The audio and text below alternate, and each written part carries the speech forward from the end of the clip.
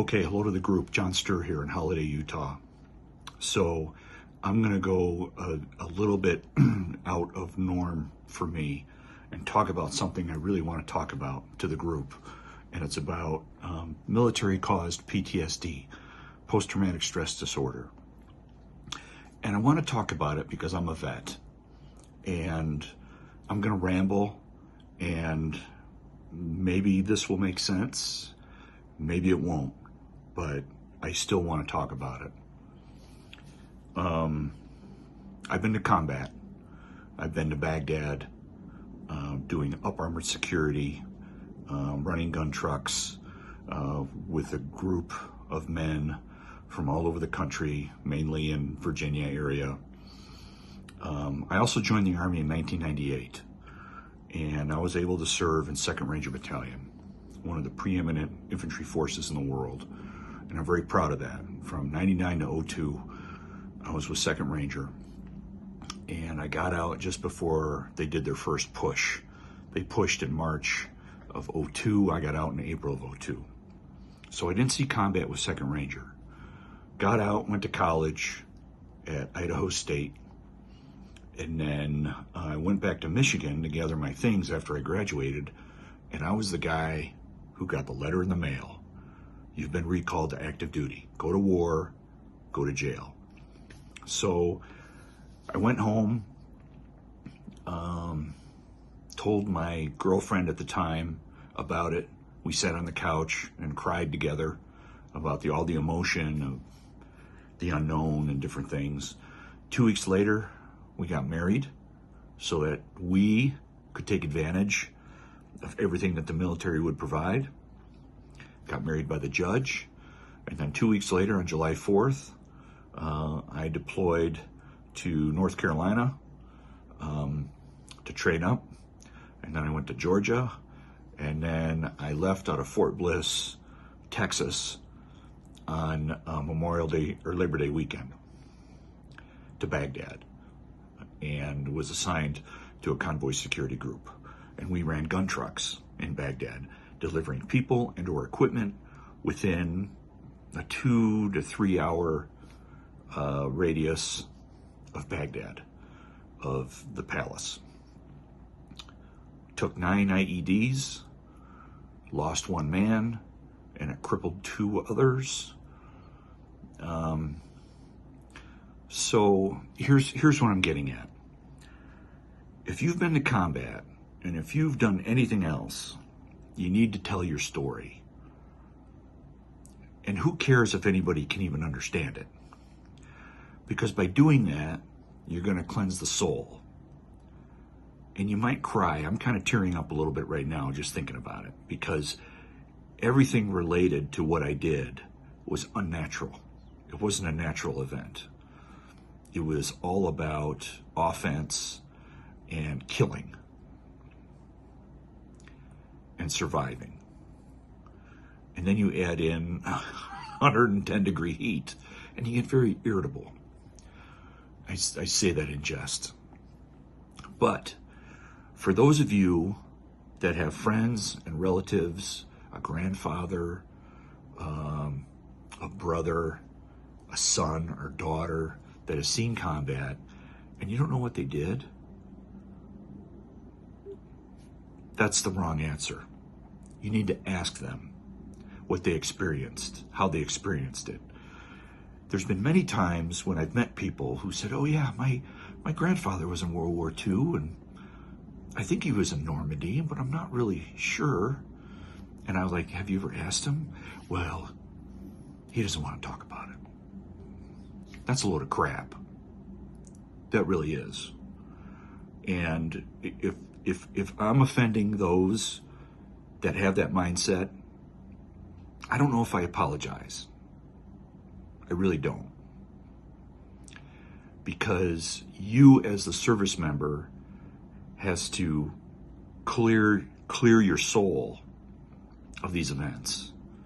And you have to either write it down, get it on paper, make that a first step, write down your story, write down your thoughts. And if it's hard, put it down and come back to it. Write it down.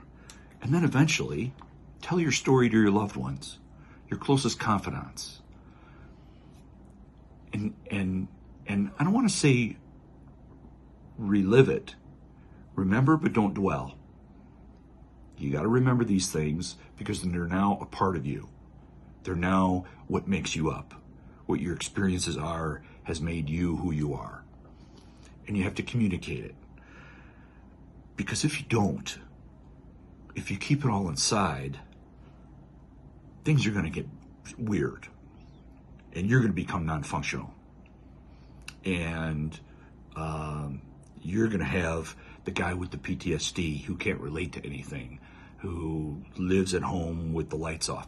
I'm being very overdramatic here.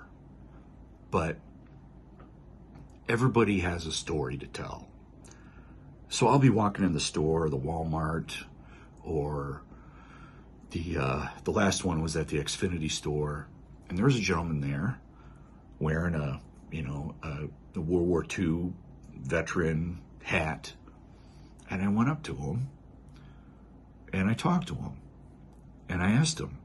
I said, "Thanks for your service. Where did you serve? What did you do?" Because he's telling me, he's inviting me to talk to him. Why? Because he's wearing the hat. He's telling the world that he served. And so I called his bluff.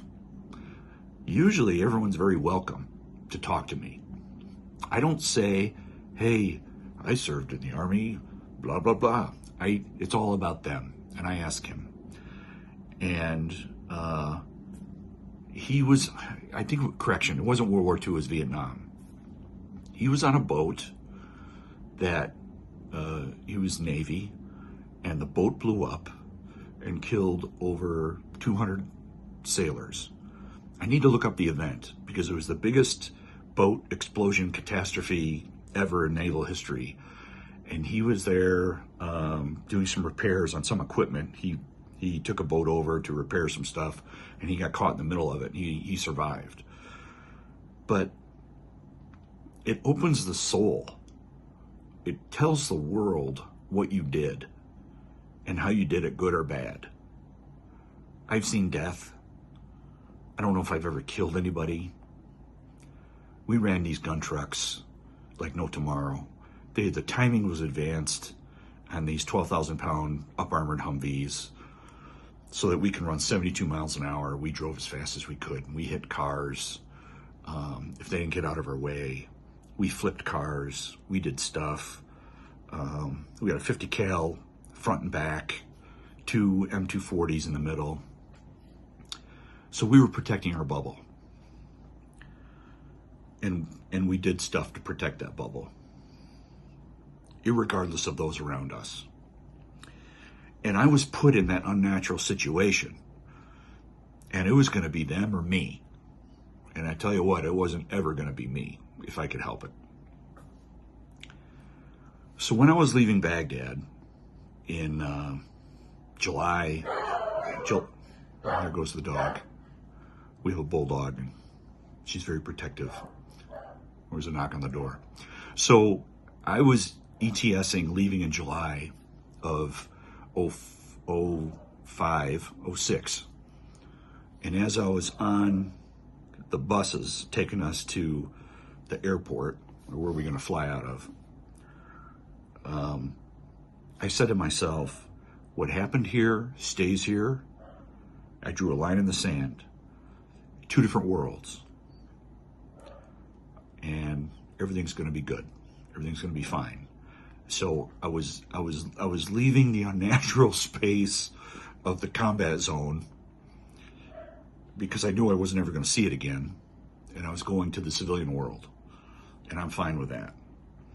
So I haven't really had any PTSD issues. I don't have dreams. I don't have nightmares. People died, and that's okay. They're in a better place. And they unfortunately died, but that's it. They're in a better place.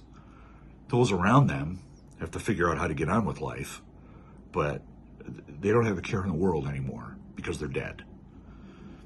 And that may sound harsh, but that's how you got to look at stuff like that. to clear your psyche and your mind and everything else that goes on up there.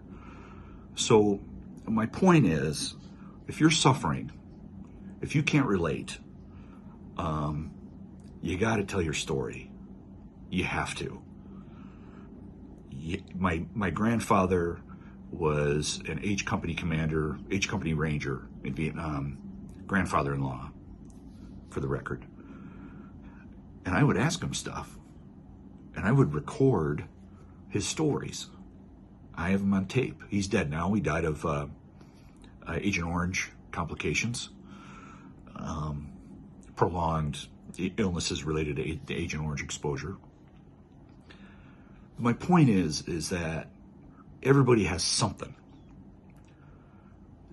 in their past, something they did that's remarkable, that is just a holy cow moment.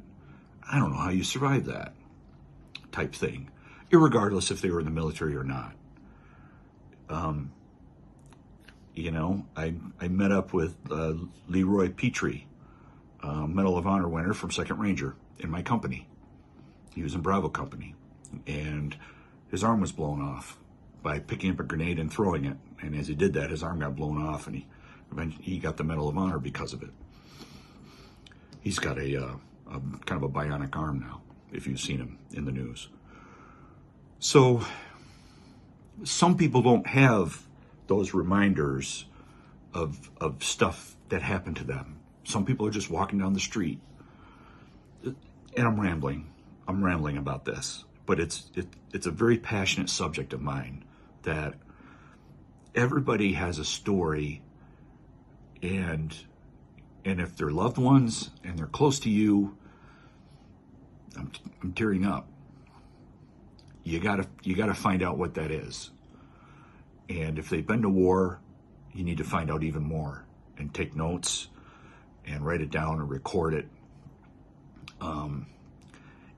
Also as an affirmation of what they did. And sometimes when I'm telling my story, I will tear up and cry. But that's okay, because it's another part of the healing process that you got to go through.